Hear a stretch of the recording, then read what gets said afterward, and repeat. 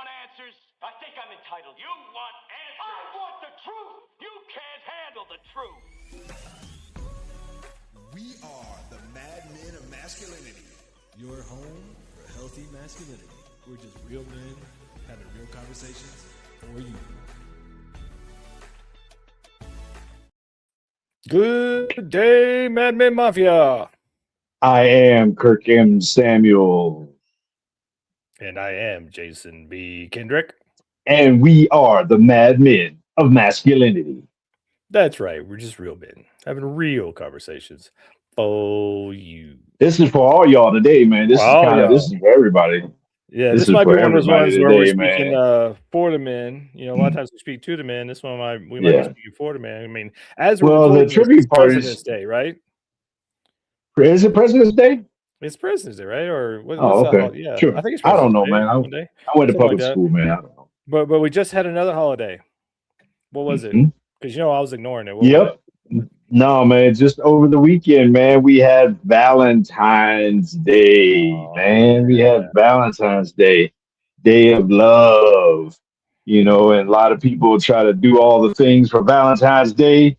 And so we thought, man, this would be a great opportunity, man, to talk about Valentine's Day from a guy perspective. But, you know, we don't live in a vacuum. So, you know, we got to invite, you know, kind of, one of our, if not our, but definitely at least one of our number one female contributors to the Mad Men of Masculinity to help level the playing field or whatever. One of her is definitely way more than two of us.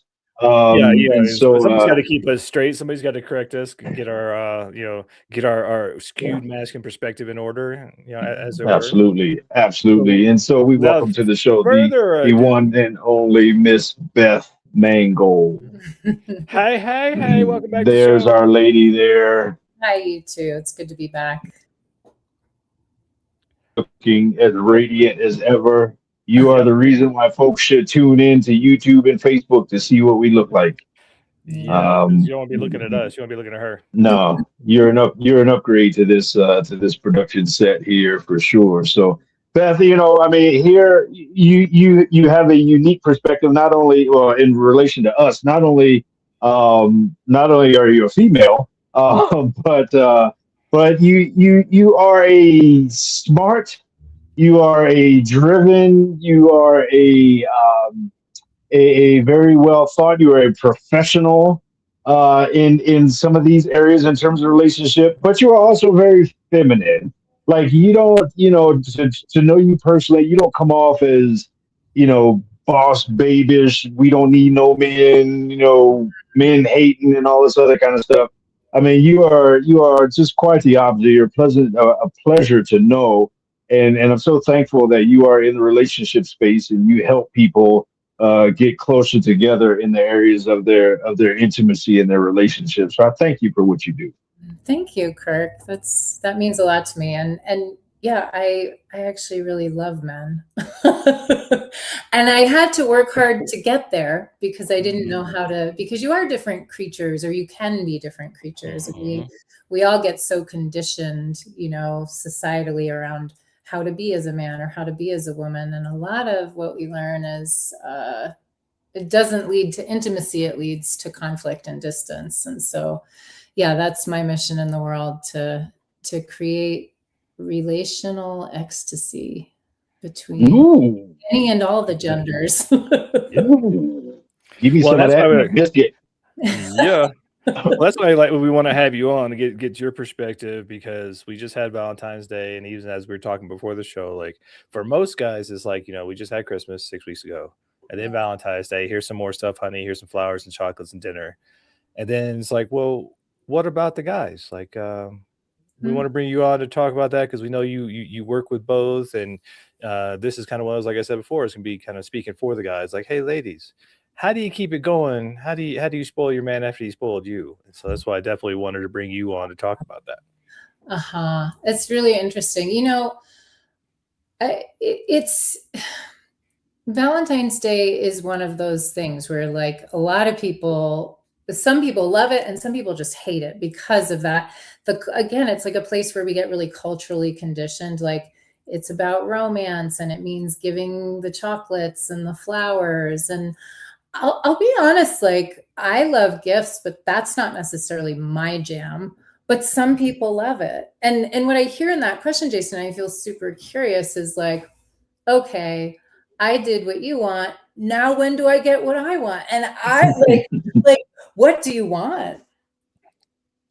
And I mean that, like, not just towards you personally, but in general from the men. Like, what is it that you want? And do you feel like you have to give to get? Right. Well, I think that's why I love your work, because that's a lot of what the narrative we hear, especially from guys nowadays, where it's like, you get a lot of the kind of feminist narrative, it's all me, me, me, it's all girl power, and it's all about the ladies.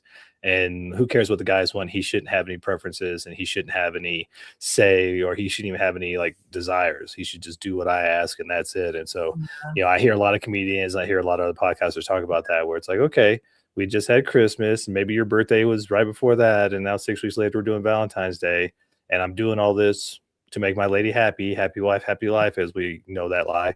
And then what about the guys? How do we create a cohesive, compatible, healthy relationship where it's not me just give and you just take, but it's harmonious, and it's, both kind of codependent and not codependent, but interdependent, and we're both serving each other. Right. I think that's really important. And what I hear in that too is like the big O, and not the one we want.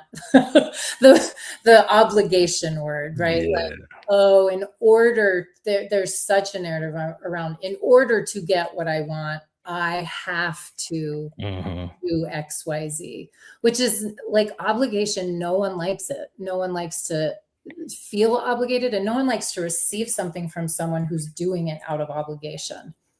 And so I think there's like a lot of room here to talk about, to have an open communication around, what are your desires? What do you really want? Even around something like Valentine's Day. I think sometimes guys are like, oh, I have to take you out to dinner. I have to bring you chocolates. Oh, okay, I'll go to the store and get the roses. Have you asked your woman if that's what she even wants? Yeah. Because that may not be the case. She may be like, take me to the hot springs. She may be like, hey, let's stay in all night and wrestle, I like me some wrestling. So I think sometimes we do things out of obligation because we think that's how we're going to get what we want. And the belief is, oh, if we do this, then this will happen. And it often doesn't. If there aren't clear lines of communication around what you both want, then no one's happy. I think in a man's world, in the masculine world, reciprocity is a good thing. It's like, or not a good thing, but it's a normal thing in terms of, an exchange of the thing, whatever the thing is. And so, quite often we're kind of conditioned to think in that kind of way, just globally speaking, and really it doesn't necessarily have the same equation when it comes to relationally speaking. But that being said, at the same time, we got to acknowledge the fact that little boys are trained how to treat little girls, and men are trained and conditioned, like literally, here's how you treat a woman. Here's how you treat a little girl. You don't do this, you don't do that. And, and talk about chivalry and all those kinds of things.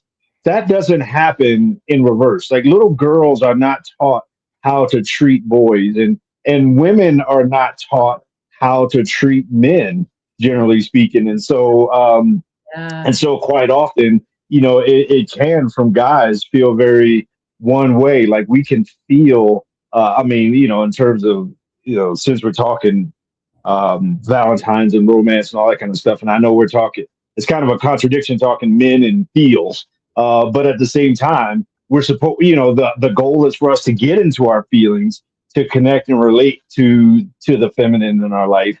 And so if we're going to get into our feelings, then we got to accept the fact that sometimes in those feelings, it doesn't feel like we have the same consideration in terms of, are we important in this equation? Or I was teaching a class, was speaking in front of a group of men, and this was a week ago, and and I mentioned like, hey guys, this weekend is Valentine's, immediately a guy chimed in, oh, I got to go to Walgreens, and it's like, I mean, that's, it is. I mean, for a lot of guys, it's that sense of obligation. But like I said, I think it's because we are conditioned to see things like relationship and romance in terms of from a male to a female, because we're conditioned that way from the time we're little.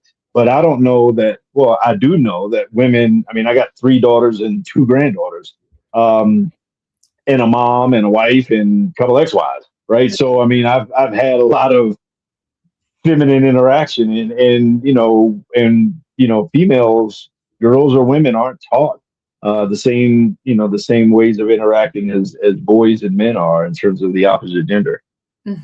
Yeah, I think that's really true, and I hear the frustration in that. I think in some ways we're taught like implicitly, like it's not trained out loud, but there's kind of a messaging we get, like, be careful of them, protect yourself from them, right? Because they're dangerous, and you guys get the message, we're delicate little flowers that need to be like really.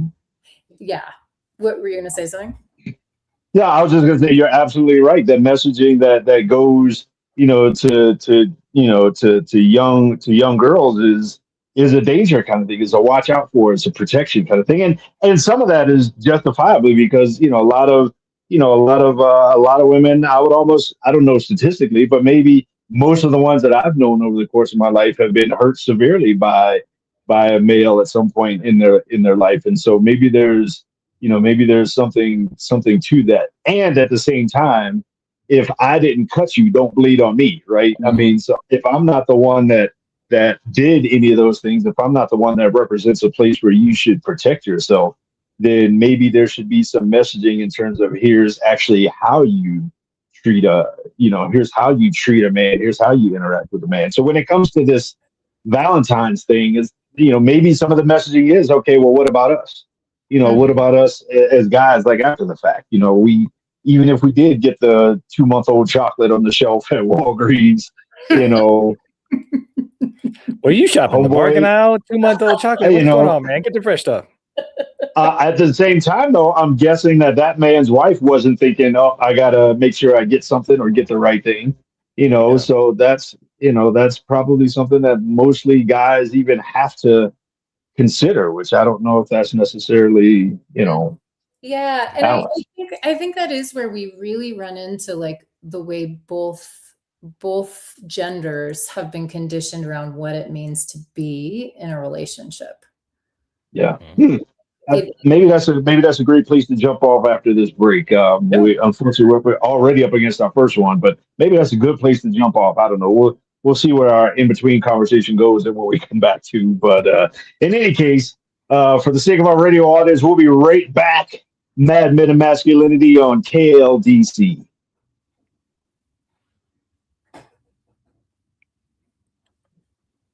All right.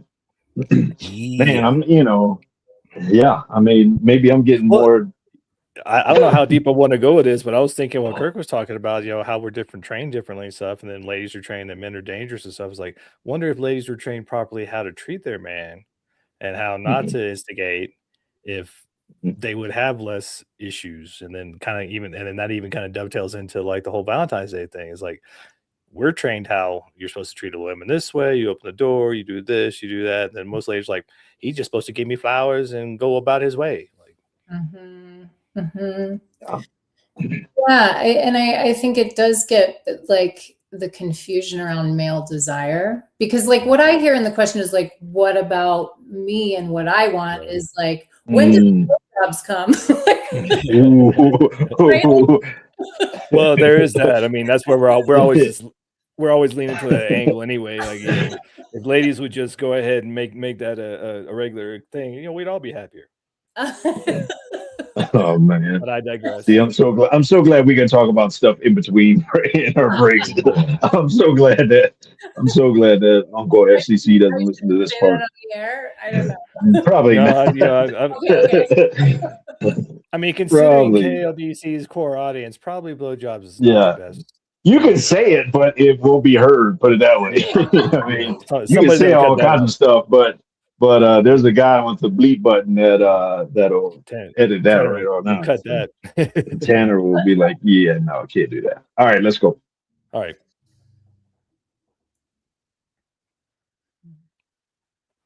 And we're Your back. boys Mad are Men of back. Masculinity, That's right. KOTC, Hmm. everywhere. We got Yeah, Beth Mongold in the house. She's trying to correct our skewed perceptions of Valentine's Day. she is. She's trying to fix us. She's trying to Trying. fix us. You know, Big we job. need help. Big We help. need help. Big She's trying to help us. She's an enabler. She's trying to get us back on track and get us where we need. Beth, do you ever like? This is a good question. Though we've been on this kind of on this tack for a little bit, but do you ever get in scenarios um, where you are? I hate to. I don't even know how to word it. Where you're trying to get women to see men in a different way, or explaining men to women. Yeah, 100%. Through my own journey in that, like, I think one of the things for us as women is we're often in a different way than you guys. Like, we're not trained to feel our own desire and to communicate it. And Mm. so it then becomes really easy to fall into these cultural narratives where the man is the perpetrator and I have to protect myself, right? And so one of the things that I wish all women knew how to do is like connect more to their own, like what they actually want authentically, not what the Valentine's Day script is, not what the long-term relationship track is, but like, what do I actually want in this moment? And how do I say that to my partner? How do I ask for it? Mm. How do I invite it? How do I play Mm. with it? How do I like see my partner as another human that has his own desires that may be very different from mine? A lot of the ways we get in trouble here is that I think sometimes we're afraid of the fact that what we want might be different, which is often really true. And then how do we work with difference? So that's where like it's easy to fall into the trap of like, oh, the guy gives the chocolates and she accepts and then she's romantic and happy and then hopefully we'll have sex. Like there are so many things that we need to understand about the differences in the way that we work, not just as genders either, as humans, like as humans. Yeah.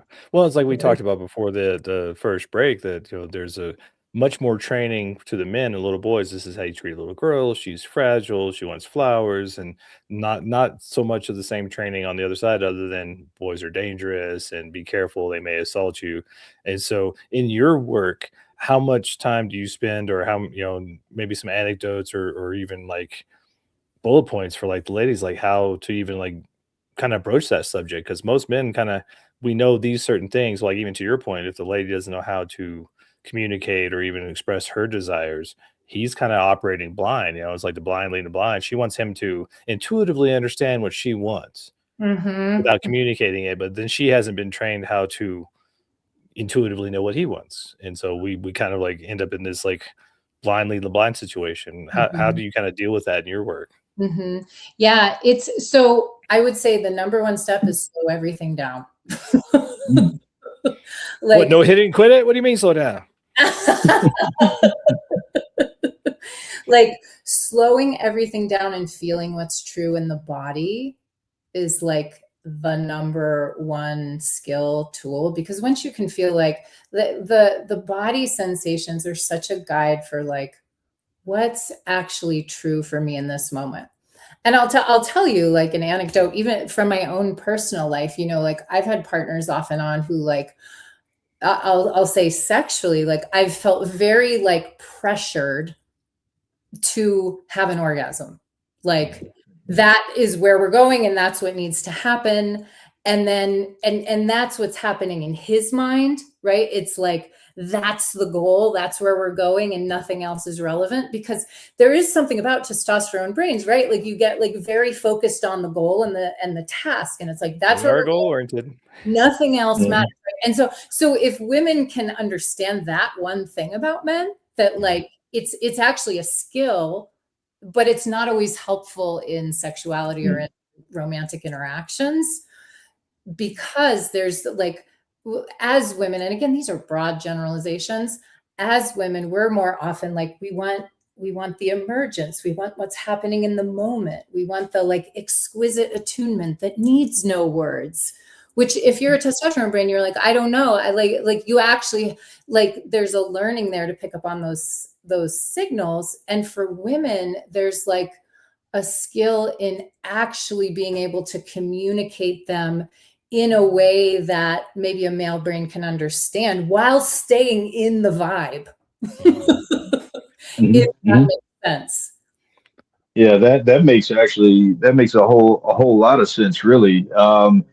And sexually speaking, in our culture, we're very pornography based, and so and that is primarily driven towards a male audience because it's easier to quantify. To your point, I mean, even in that, from a scene perspective, it's over when the orgasm is done, right? I mean, and so from a guy perspective, yeah, I mean, I watch football. I know when the game is over, when the clock goes zero, right? I know when we change sides of the field, when you score a touchdown or you kick, or it's very, to your point, structured in that way, and so it's a lot easier to quantify and put boundaries and boxes around it, because it is a thing. And this conversation, the reason I think it's important is because when we talk about, for example, like keeping the fire going, I'm talking a campfire, not fireworks, right? I mean, and so from a campfire perspective, you got to be able to put logs on the fire, and it takes both people to put logs on the fire for the mutual fire to continue to burn and to work the fire and all those kinds of things. It only takes one person to hit the button or light the fuse, and bang goes the fireworks. And they're great for an instant, and it's entertaining. But if you want to talk about prolonging this thing, then we have to get to the point, culturally speaking and relationally speaking, where we are equally concerned with putting logs on the fire and making this thing into something that's living and breathing. And so, I mean, I think this conversation is important just because of that. Yeah, I think so. And to me, like that, continuing to stoke that fire is both parties of any couple or relationship tending their own desire. So like really like staying alive and awake in your own eroticism, in your own body, in your own want is really important. Like if we're waiting for the other person to give us permission to be turned on, or if we're asking for the other person to validate that our desire is good, it's a recipe for smoke and not much heat. Yeah. We need two to tango. We need two people working on this thing, and it's relationally, it's sexually, it's keeping the fire going, and so that's why we wanted to have you on, because there is a big discrepancy. And I have seen some successful couples, and they're usually the most communicative, and they figured out love languages. They figured out how to talk about these things that are uncomfortable and how to express their wants and not making it a bad thing. Yeah, there will be many uncomfortable conversations. There absolutely will be. Like, it is hard to tell your partner, like, I'm unhappy with our sex life, or I need more of this from you, or I'm unhappy in this way. It sucks. It hurts. And there's like a kind of resilience, Kirk, when you were talking about emotions earlier, it's like there's really an art form to everyone being able to have their emotion and the other partner being willing to stay there for it without blaming or shaming or turning away, to like really let the emotions be there, not drowning in them or over processing them, but they're actually a really important part. And you can't be afraid of your own feelings if you're going to like communicate with your partner.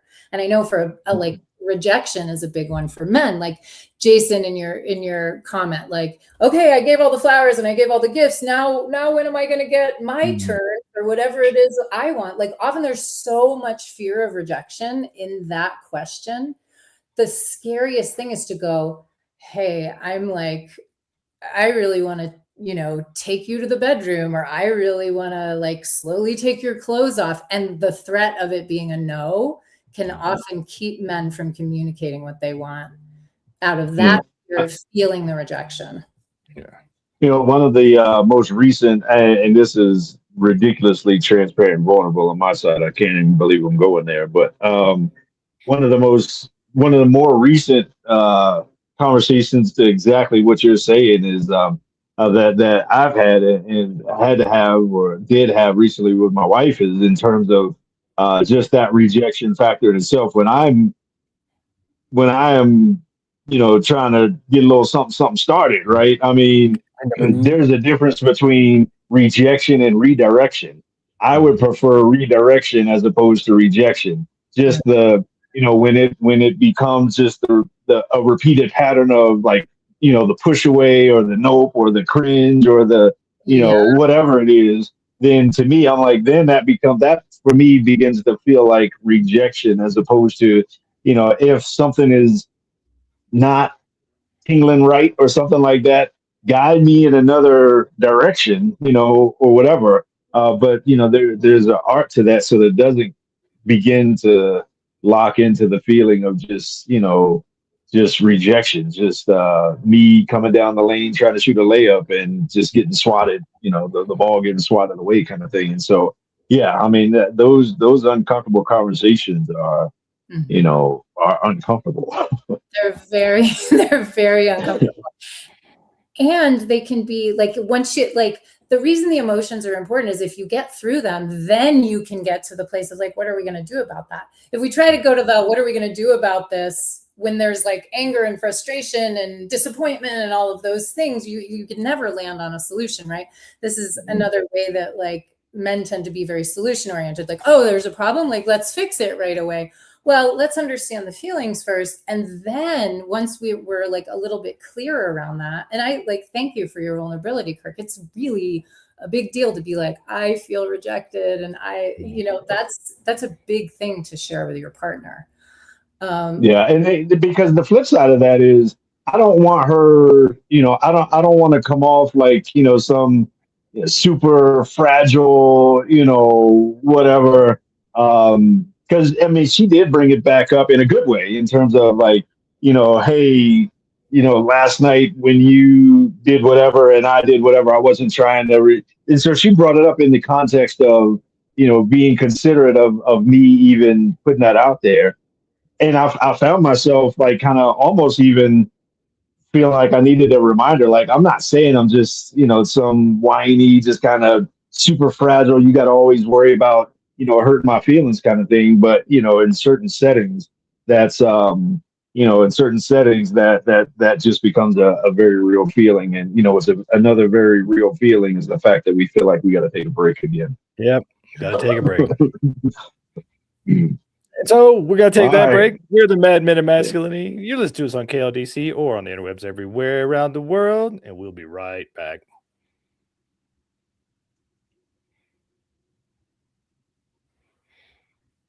That was funny, Awesome Kirk. You're talking about super fragile. I just had super fragile Kirkolistic or something pop in my head. See, Beth, you see why I can't open up to certain people? You see why? See it. Only when you're here can I be safe. Only when you're here, Beth, can I be safe to be vulnerable. I won't shame you. Only when you're here can I be safe. I mean, you create a safe space for me to be vulnerable. Yeah.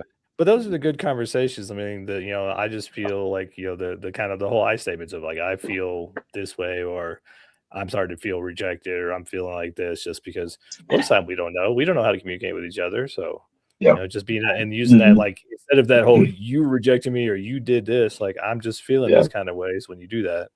Exactly.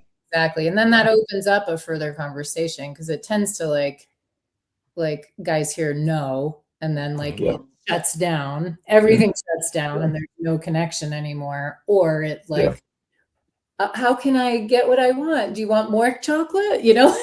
Yeah. What you want? Yeah. I'll do everything you want. You still hate me. Right. Yeah. Yeah. Yeah. I mean, and again, that's a very real thing from a guy perspective too. Tell me what I can do to try harder to get, so that your cup is full. Because surely when your cup is full, logically, the next thing that's going to happen is you're going to turn around and say, well, what do you need? But it doesn't work out that way, because from the guy perspective, it's like, you got a hole in your cup because your cup ain't never full, because all I do is this and that. And you don't never turn around and say, what do you need? Anyhow, I'm sorry, tangent. Great. Somebody hit a nerve. That could be a cool place. To Yeah. So let's bring it back right to on. that. Let's hit that nerve. All right. Here we go. We're back. We're back. We are back talking about keeping the fire going after Valentine's or after anything. I kind of got it easy a little bit, in that our tradition almost from the beginning has been to go to Burger King and get Whoppers for Valentine's. And we even go a step further and we use a coupon for that, right? So I mean, that literally is like, that's been our tradition for years. Part of that has to do with my wife's birthday is exactly a week before Valentine's. So, normally, she has something very new and leather on her arm by the time Valentine's comes around. So the pressure's off a little bit there. But Kirk gets the double whammy. He's like, Christmas was 6 weeks ago. Now her birthday. Now Valentine's Day. What you want, girl? No, but like I said, luckily for Valentine's, we have a tradition of keeping it pretty tame, but there is this thing, we were talking about it during the break. There's this thing that, that a lot of guys experience of, is logic, that if I just give you more of, again, to the point of what I at least think you want, or all the stuff I'm supposed to do on Valentine's Day, if I just keep pouring into your cup, then surely your cup will be full. And then at some point, one of these days, you're going to come and you're going to walk in and say, what do you need, baby? I mean, honey, is there anything that you need? How can I pour it into? I mean, that in our mind, that's how that in theory should happen. But in reality, rarely does it. Over my, 50 plus years of living, rarely does it happen that way. A lot of times, it's easy to feel like, it's easy for a guy to feel like, his woman has a hole in her cup because you keep pouring in and she, doesn't seem to come back with what do you need earnestly. And so that could be a source of frustration for a lot of guys. Yeah, 100%. And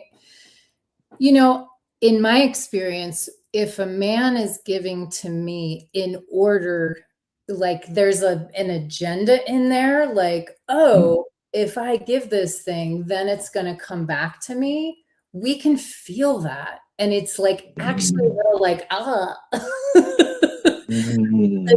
That's great. It doesn't feel good. Mm-hmm. And so I think it's like looking at both parties in the couple is like, how do you fill your own cup with your own desire? Like, what I want to feel is my man's desire, not like, here you go, honey, now is it time? Like, that doesn't, like, on an energetic level, that it doesn't feel good.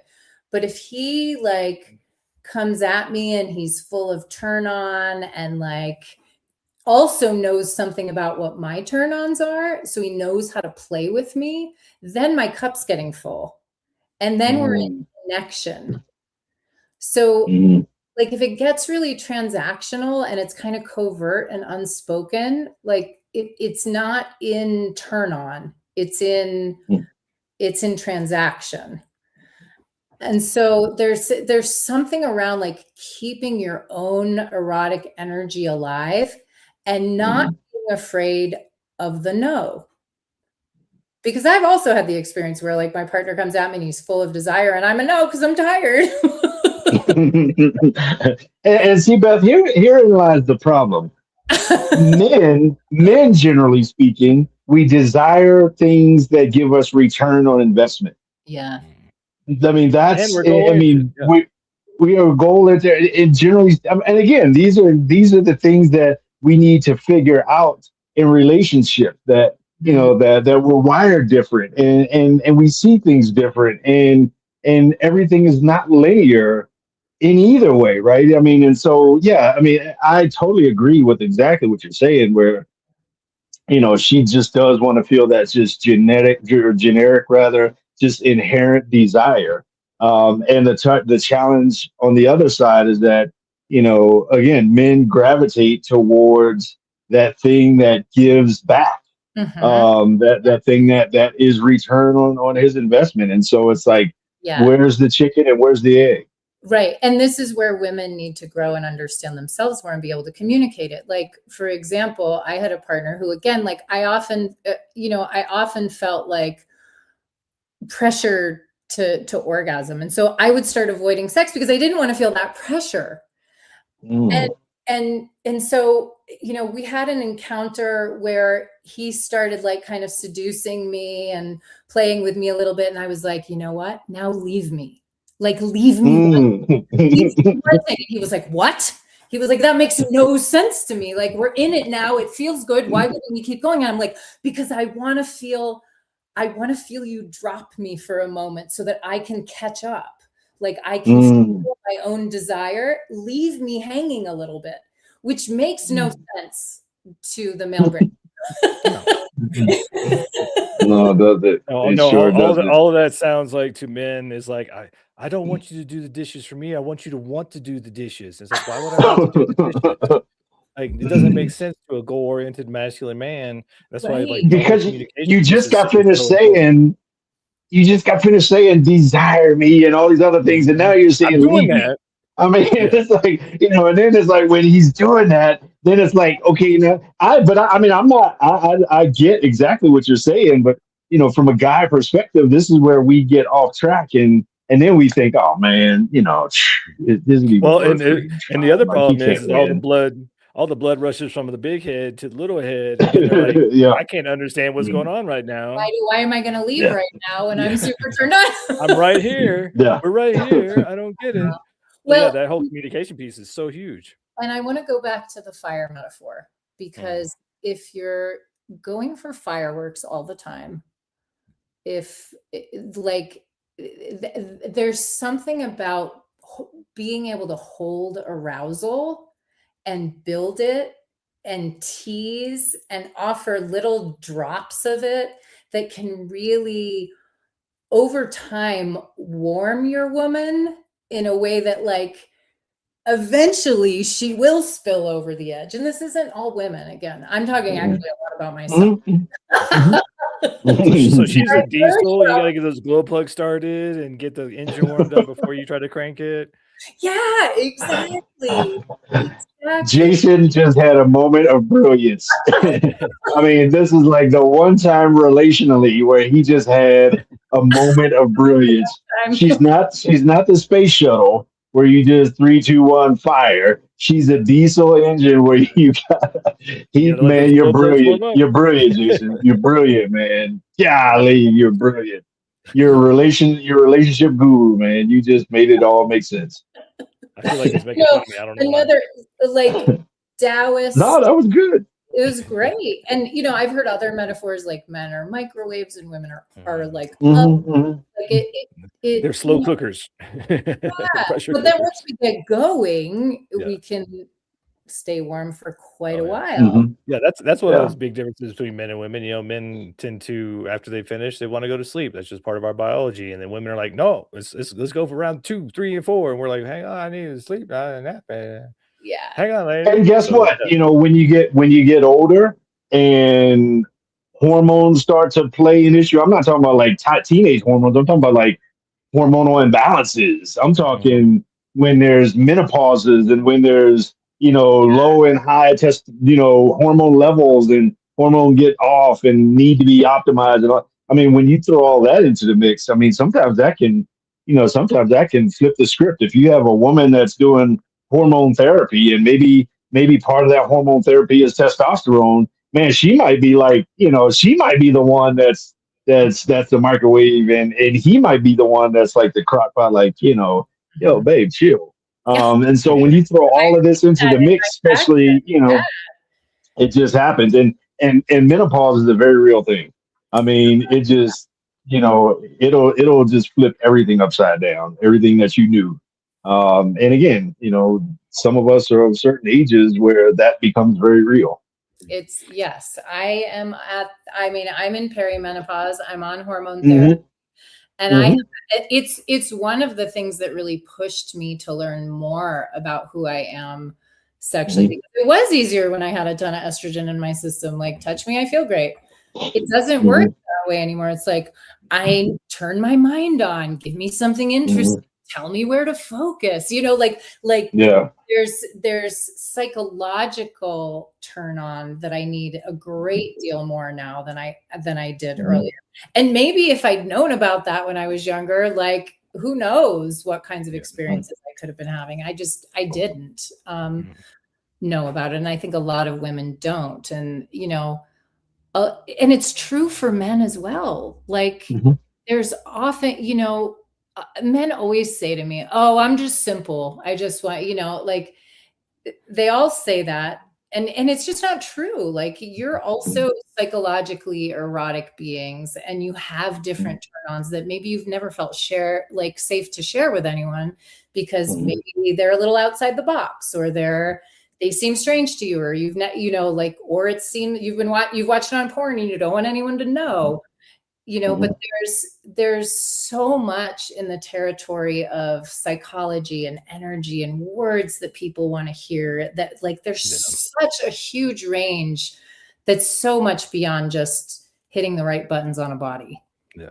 Well, it's like, for most men, and I know in my experience, it was one of those things where I had partners that felt rejected because my piece wasn't a part of their priority, and they just assumed that because I was all hot in the beginning and ready to go, once we got together and there was more things that, in the relationship, work and bills and things, that my stress level could really impact, my libido. And then they were like, well, you must be cheating because you were so hot back then and now you just don't have any. It's like, well, I'm my peace is being suffered. I need to feel that peace and safety before I can get there.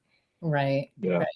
There's also something very real about novelty, meaning something is new and fresh and spicy, and also, variety. When you're in early stages of dating and all this other kind of stuff, maybe you're going out and dating with multiple people, or, whatever. I mean, when you're with somebody in a long-term committed relationship, let's be honest, a great long-term relationship is kind of boring sometimes. Like, when I say boring, I'm just talking about it's predictable, right? I mean, which is great. That's what, like, everybody on Match wants. They want to come home and have whatever.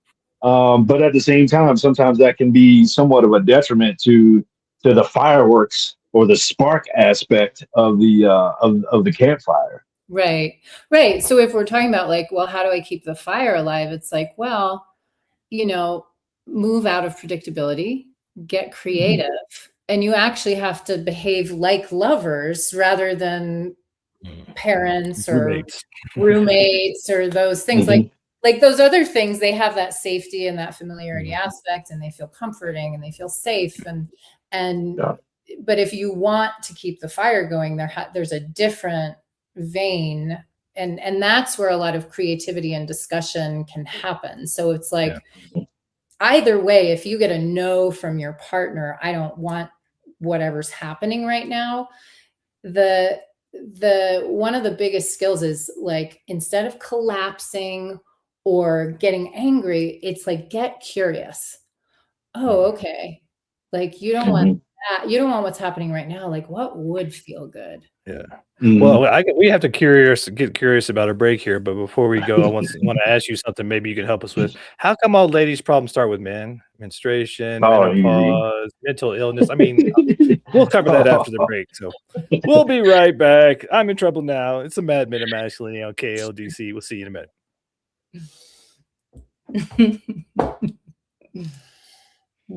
You went from relational genius to relational butthead like that in one segment. Hey, she said throwing some spice, keep it guessing. So there you go. You made so much sense. You made so much sense until you made no sense whatsoever. It makes a kind of sense. Yeah. Yeah, I got you. That's all good. It's all good. Man, it's so it's tough. It's tough, but I believe it's great and it's rewarding in the long term. Well, In especially terms you of get the dance. yeah, Mhm. you get from the excitement and the variety into the intimacy, which takes that time and that communication, and you build that bonfire of log after log with each other. But that's Yeah, the intimacy, man. It's like, don't look at me. Well, yeah, Totally. Don't see me here. Don't see this part of me. yeah, Right? yeah. Yeah. yeah, Or like you were saying, Jason, that like, oh, you're not excited, so it must mean something about me, which yeah. you're like, I used no. I used to have that a lot. Yeah, I was like, well, and then of course being goal oriented and being a young man, you're like, it's all about the orgasm. And then I've had lady friends or female friends who were like, well, I because of whatever trauma I can't orgasm and I have these issues. And then they're like, and I keep losing boyfriends because of that, because they're like, oh well, they feel some kind of way because they can't get her to finish, as it were. Yeah. Yeah. It's Yeah. rough out in these streets, man. It is. And Mm, that might be another, like the next good place to go. How do we make things mean? mm, Yeah, yeah. Let's come back with that. What does it mean? mm. You ready? Ready. Yep. We're back. Yes, we're back. We are, man. This is so quick. Yeah, man. It goes by so fast. See, We just getting Beth. started here. Just warming up. Beth. This is why we always got to have you. I mean, we can't not like have you back here regularly because Double negative. man, this is just sure. I'm a double negative. I'm here for you. What does that I'm a mean? brother. I'm a brother living in Douglas County, Colorado. Man, that's a triple negative right there. Just So what does it make all sense. mean, Bev? What does it all mean? Help us Yeah, understand. What does it mean? Yeah. I mean, it's like, I mean, I don't know. Where do we go? Like, what does this mean? Well, I mean, it means whatever we make it mean. That's very vague of you. Thank you, Beth. Yeah. Thank you. I mean, You left a bunch of guys with nothing right there. Well, I'll go deeper. Hold on. Be patient. Do you want me to get to the point right away? I'm teasing Kirk. Oh, okay. You're crock potting me. I got you. I got you. I got you. I'm not a microwave. I'm a crock pot. Okay, there you go. Gotcha. I mean, the thing that's true in relationships is like we all come with our programming, right, around what things mean. And this is where couples get stuck a lot. And it really dampens the fire, right? Like whether we were saying earlier, like, oh, one person's turned on and the other person's like, I'm tired, right? And then the partner who's turned on makes it mean they're not wanted, or makes it mean they must not be desirable, or makes it mean their desire's bad at all and they should just stop having desire, right? When the other person's like, no, I actually had a long day and I just need rest and I'd love a back rub. Yeah. There might be another way I'd like to engage with you, which is also their responsibility to communicate, right? So one thing is like, a lot of the work of intimacy is seeing the things you're programmed to already be watching for, like the ways we're already seeing rejection or proving some idea we have about us. That happens all the time in partnerships. And to like, if we actually start questioning like, wow, what does that mean? Again, curiosity being kind of the cure for these sort of hair trigger like assumptions about the response our partner is giving us. We get curious about what's happening for us and we get curious about them. It could be something totally unexpected. Yeah. Well, I think that kind of brings up a point too, because I know we were talking about the younger fireworks and the variety and all this stuff, but then once you get in relationships, there's going to be those times where one's tired and one's not. And what I've seen a lot too is there's a lot of issues in early relationships with young ladies who have never been rejected and are used to men always chasing them and always being like, yes, anytime, whatever you want. And then they get into a relationship and the guy's tired from a long day of work and she's trying to put the moves on him and he's like, no, babe. And then she turns into a fight or something because she makes it mean something. Like, what would you say to ladies like that? Yeah, I mean, that is like when you're out and you're hot and you're being chased and you're being validated all the time, it's like a dopamine high. It feels great, Mhm. And it's just not what happens in longer term relationships. And so what comes up then is like, she has to start confronting her own questions of self-worth, questions of like, what is my value beyond how I look? What is my value beyond just like being attractive to the male gaze? Because a lot of women haven't been like actually taught how to feel themselves and know their own value from the inside, rather than whether they're valuable to men because they're hot. So there can be a lot of self-esteem, self-love, self-confidence things to work through there that actually lead to real intimacy that isn't just about how you look. Yeah, it's like when we always ask ladies, like, what do you bring to the table? And they're like, me. It's like, okay, beyond the looks and the hotness, what else you got? They're like, then it's Well, like even cricket. that, even to that point,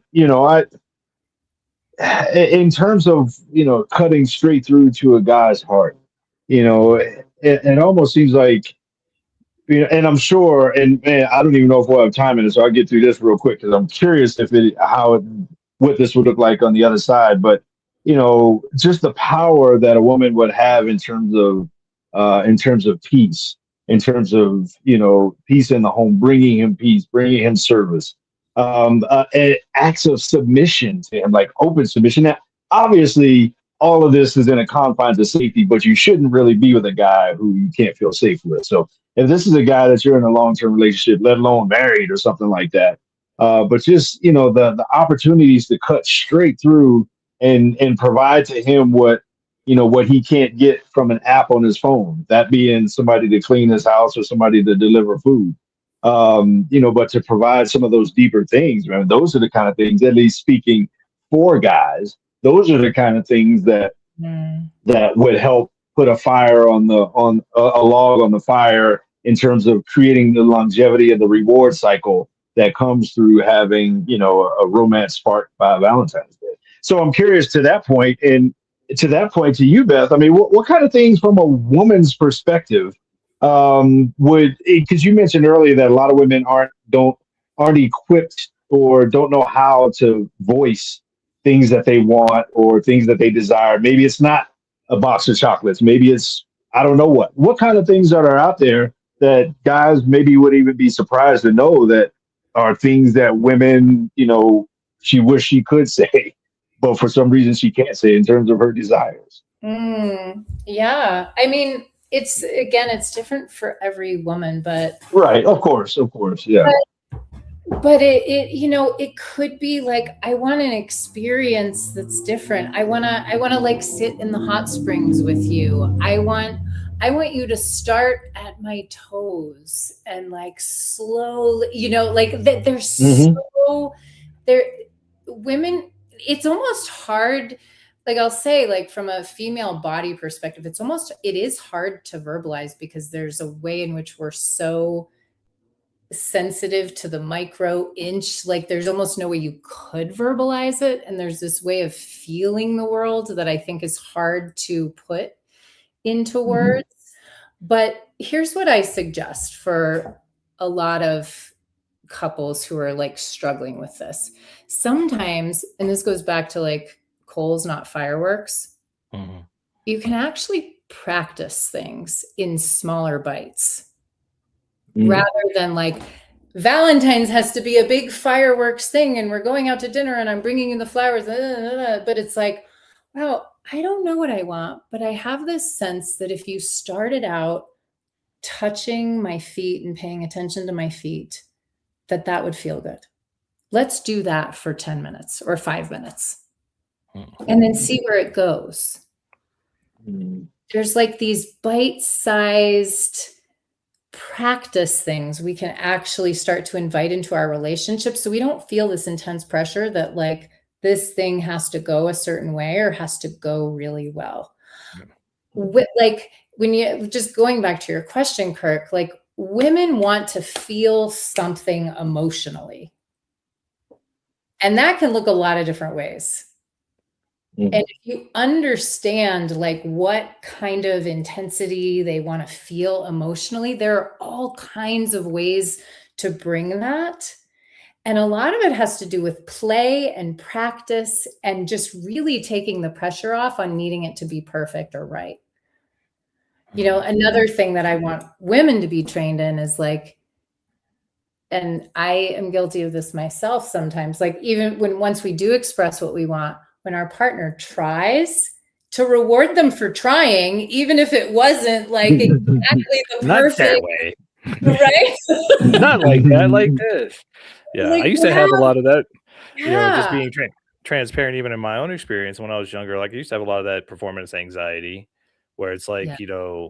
I had to be perfect and do all this stuff. And then we get into a relationship and she's like, we had a good night. And she's like, how about morning sex? And then all of a sudden I get like frozen, or I'm like, oh, I don't know if I can perform. I don't know. I didn't plan for that. I haven't done all my steps and all my stuff. And even back to Kirk's point, like when a guy says, no, I'm tired, how does his woman kind of feed into his heart, like give him that peace? Because sometimes like man just needs, like, he's just like, oh, one more task I've got to complete, instead of like, oh, let me ease him into, maybe me rub his shoulders, rub his feet, and then he starts feeling relaxed and better, and then he's like, okay, baby, that kind of thing. And this is where, like, again, a lot of play can come in. So one thing is like, there's like different levels. So like, if you want to say, no, baby, I'm tired, like give a little more context. Like, I would so love to be with your hot, naked body, but I am tired right now and I need a little bit of relaxation. Yeah. Mm. How about you rub my feet for a second? Like express the desire. Yeah. Outside of that, you could say, like, outside of that moment, in a moment where you're feeling close and connected, you could bring it up and say, you know what?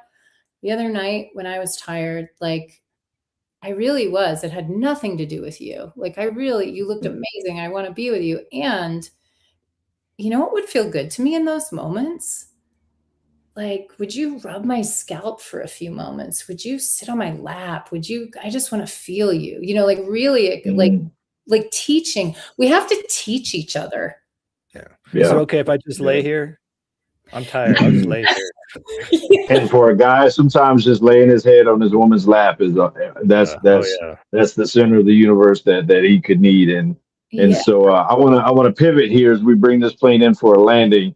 Again, just from my personal interactions with you, Beth, I would say that you have an innate kind of ability, and I think we even talked about this, like that first weekend we met at Gary's boot camp and stuff, of just like you just have this I don't know, this force field or something around you that's healing from a relational perspective, a connective perspective. Like I said, you're crazy, like in a feminine, like you're not crazy in a good way. Like you just exude this, and it doesn't come off intimidating. It comes off very safe, and it doesn't come off creepy or anything like that. And so your ability to help couples, get closer together, is a superpower that you have. And I want to make sure that people can get a hold of you if they think that maybe you can even help them get closer to each other. So how can folks get a hold of you? Which I highly recommend any single or couple in a relationship get a hold of you and just get more in touch with that superpower that you have. Before you get married, call Beth. Find you. Yeah. Thank you so much, Kirk and Jason. I really enjoy talking to you guys, and I love the explorations you're doing. So yeah, if you want to get in touch with me, I do, offer consultations if you're not sure it's right for you, but you can find me at erotic senses, senses.co, or email me at beth@eroticsenses.co. Happy to talk to anyone who's curious or confused or wanting more in their relational life.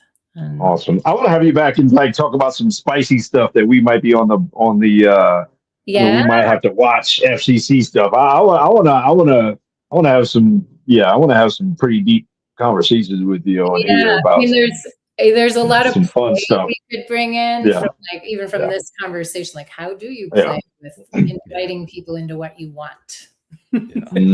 Absolutely. Yep. A lot of our audience needs help with that. We probably need some help with that sometimes too. So, you know, but we're doing this for y'all. It ain't for us, it's for y'all. So right. No. That's why we had Beth Sure. on a couple times. Yeah. Thank you guys. It's such a pleasure. So we love and appreciate everybody out there. We thank you, all of the Mad Men Mafia, Madams Mafia. I just came up with another M. I don't know, but you know, all of the crew out there. We appreciate all y'all. Check us out: Facebook, YouTube, all the podcast platforms, KLDC, 12:20 a.m. in the Mile High City, on the interwebs everywhere. We love every single one of y'all. Thank you so much, Beth. We appreciate you. We love you for being part of the Mad Men Mafia. And so with that, we want to say that we are out. Bye, everyone.